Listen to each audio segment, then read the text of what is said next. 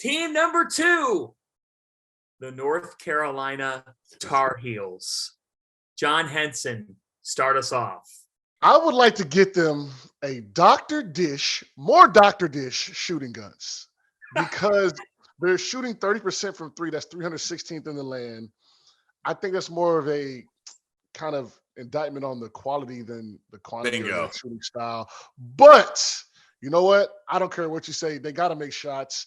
We're gonna get them we're gonna get them more Dr. Dish. We're gonna get the ones with the UNC on the side, and we're gonna, because when I was playing, even Terrence, I think you had to put the thing on the rim. Nowadays, you could just kind of set it up, and it kind of shows you the. They don't have the laser anymore. They I think they got it. I don't know. I know the new ones they're pretty kind of advanced. But yeah, I'm gonna get them a Dr. Dish shooting gun. They need to shoot the ball better. That's all I got for you for that one. I think more than anything, it's shot selection for the Tar Heels, right? And they have guys who can knock down shots. They just haven't been moving it very well. And for that reason and that reason alone, I've gotten the North Carolina Tar Heels a hot potato timer, because if they don't hold on to it for more than 3 or 4 dribbles, like this Carolina team starts moving it, they can be really good, because that means Caleb Love's attacking on the second and third side of the offense. That means he's going against closeouts. That changes how he plays. That's huge. And scheduling's so important, guys. I mean, we know it. They lose 4 in a row.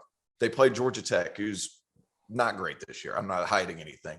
They play against the Citadel. The good thing about playing their schedule with those 4 tough losses is it expedites your learning curve, because you know what your problems are. Right. They were able to work on those problems against Georgia Tech and Citadel. 24 assists against the Citadel heading into that Ohio State game, and then they go into a neutral site and win one. They're starting to move the ball. They're starting to learn that second side is more valuable to Caleb Love.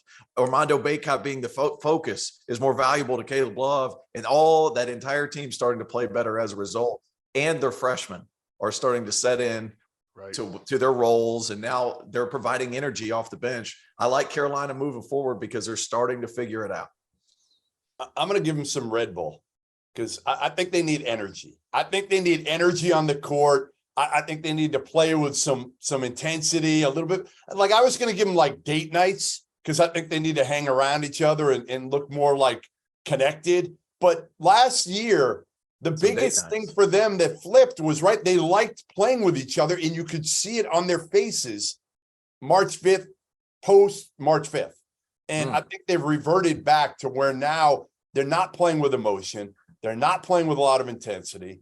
So maybe Red Bull will get them going. Pre-game, give each one of them 1 Red Bull, and maybe they come out there, excited, because that's what I want to see. The excited North Carolina Tar Heels. I thought Tyler Nickel and Seth Trimble were able to maybe not be Red Bull, but inject a little bit of energy, because they're diving on the floor. They're getting out the passing lanes. They're at least deflecting some basketballs. They do need energy, but I think moving the ball, kind of some energy giving behaviors, like moving the basketball, quick cuts, getting out of passing lanes, which is what the Carolina teams I played against were always so good at. Like, get back to those energy giving behaviors that Carolina's done for so long. They need to get back to that.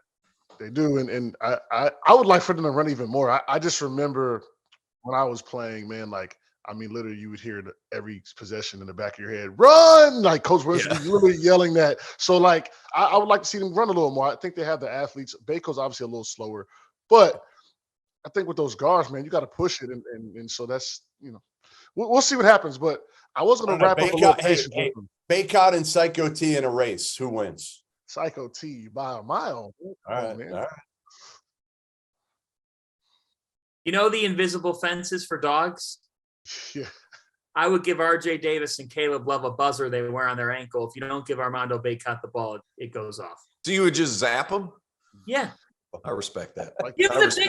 This is a no-nonsense policy. Give the big man the ball.